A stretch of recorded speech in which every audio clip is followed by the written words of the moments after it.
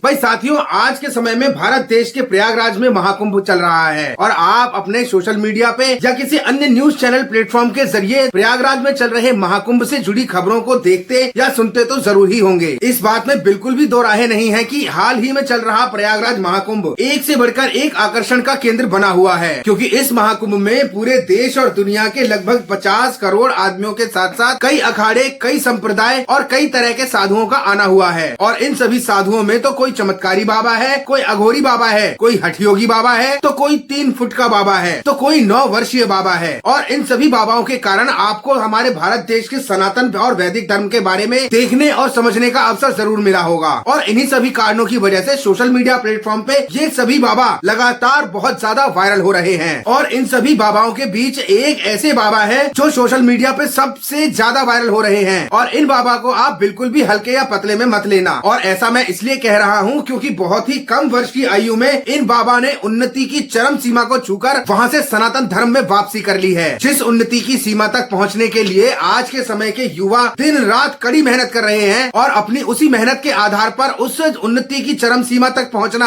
आजकल के युवाओं का सपना बन चुका है। वहीं ये बाबा उन्नति की उस चरम सीमा तक पहुँच चुके हैं, जिसके बाद उन्होंने विदेश में नौकरी भी करी। लेकिन जब इन बाबा को वैदिक धर्म का ज्ञान हुआ तो विदेश में अपनी नौकरी, अपना काम धाम, घर बार सब छोड़कर ये भारत वापस लौट आए और यहाँ पर आकर इन्होंने अपने पूरे जीवन को वैदिक धर्म में समर्पित कर दिया। और आज के समय में ये बाबा साधु की वेशभूषा में हमारे देश के सनातन धर्म और वैदिक धर्म का प्रचार कर रहे हैं। अब साथियों, मैं ये बात जरूर जानता हूँ कि आप ये जानना चाहते होंगे कि आखिर कौन है ये बाबा, कहाँ से बिलोंग करते हैं और ऐसा क्या कर दिया इन बाबा ने, साथ ही इन बाबा का आगे चलकर जीवन में क्या उद्देश्य है। आज के इस छोटे से वीडियो में मैं आप सभी को इन बाबा के बारे में पूरी जानकारी दूंगा। तो साथियों, चलो वीडियो शुरू करते हैं। और आज के दिन से लगभग एक हफ्ते पहले प्रयागराज के महाकुंभ में मीडिया का एक रिपोर्टर एक साधु से बातचीत कर रहा था, और बातचीत करने के दौरान उस रिपोर्टर को ये लगा कि ये साधु कोई साधारण साधु नहीं है। इसके बाद रिपोर्टर ने साधु से पूछा कि आप बातों से तो लगता है कि आप पढ़े लिखे हैं, तो आपने अपनी पढ़ाई कहाँ से करी है। तो उस रिपोर्टर के इस जवाब में साधु ने कहा कि उन्होंने अपनी पढ़ाई IIT मुंबई से एरोस्पेस इंजीनियरिंग में करी है, जिसे सुनकर वो रिपोर्टर सुन हो गया। इन बाबा से हुई उस रिपोर्टर की जो भी वार्तालाप थे उसके अंश इन्होंने जैसे ही सोशल मीडिया पे पोस्ट करे, ये वीडियो पूरे सोशल मीडिया पे वायरल हो गया। फेसबुक, इंस्टा, ट्विटर, हर जगह, हर सोशल मीडिया प्लेटफॉर्म पे इन्हीं बाबा के बारे में बात होने लगी, जिसके बाद धीरे धीरे पूरे देश का मीडिया इन बाबा के पास इनका इंटरव्यू लेने पहुंचने लगा। और आज के दिन इस इंटरव्यू को सामने आए लगभग 8 दिनों का समय बीत चुका है, और ये बाबा पूरे सोशल मीडिया पे IIT बॉम्बे वाले बाबा के नाम से फेमस हो चुके हैं। ट्विटर, इंस्टा, फेसबुक, इन सभी पे इनके नाम के हैशटैग चल रहे हैं। यहाँ तक कि फेसबुक पे तो इनके नाम के पेज भी बना दिए गए हैं, और इन बाबा के नाम से पेज और चैनल क्रिएट करने वाले लोगों को लाखों की तादाद में व्यूज और सब्सक्राइबर मिल रहे हैं। ये तो है सोशल मीडिया की पावर। लेकिन महज आज से 10 दिन पहले इन बाबा को कोई भी नहीं जानता था, लेकिन पिछले 10 ही दिनों में ये बाबा इतने ज्यादा फेमस हो गए जितना तो कोई कंटेंट क्रिएटर सालों की मेहनत करके भी फेमस नहीं हो पाता। साथियों, इन IIT वाले बाबा के बारे में मैं आपको एक बात और बता दूं कि ये अपने किसी विशेष कारण से फेमस नहीं हुए, बल्कि ये अपनी बीती जिंदगी की वजह से फेमस हुए हैं। इनकी बीती जिंदगी इनके बताए अनुसार एक पूरी फिल्मी स्टोरी है, और मैं फिल्मी स्टोरी इसलिए कह रहा हूँ क्योंकि आज के समय में IIT के एग्जाम को क्रैक करना करोड़ों लोगों के लिए इम्पॉसिबल है, और उससे भी पहले तो IIT बॉम्बे में एडमिशन मिलना ही असंभव होता है। लेकिन इन सभी के बावजूद ये बाबा अपनी ब्रिलियंट के दम पर IIT बॉम्बे में एडमिशन लेते हैं, बकायदा उसके एग्जाम को क्रैक करते हैं, जिसके बाद वो बाबा सेलेक्ट होकर विदेश चले जाते हैं। और विदेश जाने के बाद वो जिस जॉब में लगते हैं उस जॉब में उन्हें मंथली 3 लाख रुपए की सैलरी मिलती थी। इस लेवल पे पहुंचने वाला व्यक्ति जो चाहे वो ले सकता है, लेकिन ये बाबा एक दिन ज्ञान होने के बाद रातों रात अपने इन सभी उपलब्धियों को लात मारकर आध्यात्म की दुनिया की ओर चले आए, और इसी वजह से इन बाबा ने पूरे सोशल मीडिया पे रातों रात सनसनी बना दी। इन बाबा का नाम अभय सिंह है, और जब इस बाबा के बारे में पड़ताल की गई तो लोग हैरान रह गए। ये बाबा हरियाणा के झज्जर के रहने वाले हैं और गिरेवाल परिवार के जाट परिवार में पैदा हुए। बाबा के बताए अनुसार बचपन से ही ये बाबा पढ़ाई में बहुत तेज थे। इनके पिताजी और इनकी माताजी इन्हें पढ़ने के लिए कोटा भेजना चाहते थे, लेकिन ये पढ़ाई के लिए दिल्ली आना चाहते थे। लेकिन IIT में होने वाले एडमिशन से पहले एडमिशन टेस्ट को जब इन बाबा ने क्लियर किया तो इन्हें IIT बॉम्बे में पढ़ने के लिए जगह मिली, जहाँ से पहले इन्होंने एरोस्पेस इंजीनियरिंग से BTech की डिग्री ली। उसके बाद वहीं से डिजाइनिंग में मास्टर्स की डिग्री भी ली, और इन डिग्रियों को लेने के बाद वो पैसा कमाने के लिए कनाडा चले गए, जहाँ उन्होंने एक प्लेन बनाने वाली कंपनी में काम भी किया। लेकिन जिस दौरान ये बाबा कनाडा में काम कर रहे थे उस दौरान पूरी दुनिया में लॉकडाउन लग गया। वैसे पढ़ाई के साथ साथ बाबा का अध्यात्म में भी काफी इंटरेस्ट था और लॉकडाउन लगने के बाद बाबा को अपने बारे में और अपने जीवन के बारे में सोचने का काफी ज्यादा समय मिला, जिसके बाद बाबा अभय का कनाडा की अपनी जॉब से मन टूट चुका था और इसी वजह से वो लॉकडाउन खत्म होने के तुरंत बाद भारत आ गए। और भारत आने के बाद इन्होंने अलग अलग अध्यात्म और धार्मिक मेलों में फोटोग्राफी करने का काम शुरू किया, जिसकी वजह से वो हरिद्वार से केरल तक कई जगह धार्मिक और कुंभ के मेलों में घूमने के लिए भी गए। बाबा अभय ने अपने कई इंटरव्यू में खुलकर बताया कि उनके माँ बाप का टॉक्सिक रिलेशन उनको इस हद तक लाने के लिए जिम्मेदार है, जिसकी वजह से बाबा अभय का शादी से भरोसा ही उठ गया। साथ ही उन्होंने ये भी बताया कि उनके माता पिता हमेशा झूठी शान में लगे रहते थे। उनके अनुसार उनके पिताजी ने इलेक्शन लड़ने के लिए जितना पैसा खर्च किया, इतना पैसा अगर वो अपने बच्चों की शिक्षा पे खर्च करते तो उनके बच्चों के भविष्य का एक अलग ही निर्माण हो जाता। IIT क्लियर करने के बाद अभय की माँ चाहती थी कि उनका बेटा UPSC भी क्लियर कर ले, लेकिन अपनी माँ को समझाते हुए बाबा अभय सिंह ने बताया कि उनका मन UPSC क्लियर करके कलेक्टर बनने का नहीं है। लेकिन इस पर उनकी माँ ने उनसे कहा कि तुम नौकरी ज्वाइन मत करना, बस खाली UPSC क्लियर कर लो। इसके पीछे के कारण के बारे में भी बाबा अभय ने बताया कि उनकी माताजी ये चाहती थी कि सोसाइटी में वो ये लोगों को बता सके कि उनके बेटे ने UPSC क्लियर कर रखी है, जिसके कारण उनकी माताजी का समाज में सोशल स्टेटस ऊपर हो सके। लेकिन इन सब के बीच बाबा अभय सिंह के माता पिता को अभय सिंह की खुशी से कोई लेना देना नहीं था। कुल मिलाकर अपने द्वारा दिए गए बाबा अभय सिंह के जो भी इंटरव्यू हैं, उनमें बाबा अभय सिंह ने अपने माता पिता को खूब कोसा है। उन्होंने अपने इंटरव्यू में यहाँ तक ये भी कहा कि माता पिता कोई भगवान नहीं है, बल्कि भगवान ने माता पिता को बनाया है। साथ ही बाबा अभय ने ये भी बताया कि उन्होंने पूरी जिंदगी अपने माता पिता को लड़ते झगड़ते देखा है और इसी की वजह से उनका शादी से भरोसा उठ गया, जिसके बाद बाबा अभय ने ये डिसाइड करा कि वो जीवन में कभी शादी नहीं करेंगे। लेकिन बाबा अभय के अनुसार उनके इस डिसीजन की वजह से उनके माँ बाप लगातार उनके पीछे पड़े रहते थे कि भाई शादी कर लो। और बाबा अभय जब अपने माँ बाप की इस जिद से ज्यादा परेशान हुए तो उन्होंने अपना घर ही त्याग दिया। हालांकि अपना घर छोड़ने के कुछ समय तक वो अपने माता पिता से फोन पे बात किया करते थे, लेकिन पिछले 11 महीनों से उन्होंने अपने माता पिता से बात करना भी बंद कर दिया और अपने घर और अपने घर वालों के सभी नंबरों को ब्लॉक कर दिया। अपने जीवन में अपने माता पिता के पारिवारिक झगड़ों से बाबा अभय इतने ज्यादा प्रभावित हुए कि उन्होंने इस पर एक शॉर्ट फिल्म भी बना दी और इस शॉर्ट फिल्म को बनाने के दौरान उनकी एक गर्लफ्रेंड भी हुआ करती थी, जो कि बाबा अभय के साथ पिछले 4 सालों से रहा करती थी। लेकिन बाबा ने बताया कि इस फिल्म की शूटिंग के दौरान बाबा के अंदर अपनी गर्लफ्रेंड के लिए फीलिंग्स खत्म हो गई, जिसके बारे में जब बाबा ने अपनी गर्लफ्रेंड को बताया कि तुम्हारे लिए मेरे अंदर कोई फीलिंग नहीं है, तो ये सुनकर उनकी गर्लफ्रेंड भी उन्हें छोड़कर चली गई। जिसके बाद बाबा अभय अपनी जिंदगी का असली मकसद ढूंढने के लिए साधु बाबाओं की शरण में गए। अपने इंटरव्यू में बाबा अभय ने बताया कि इस दौरान वो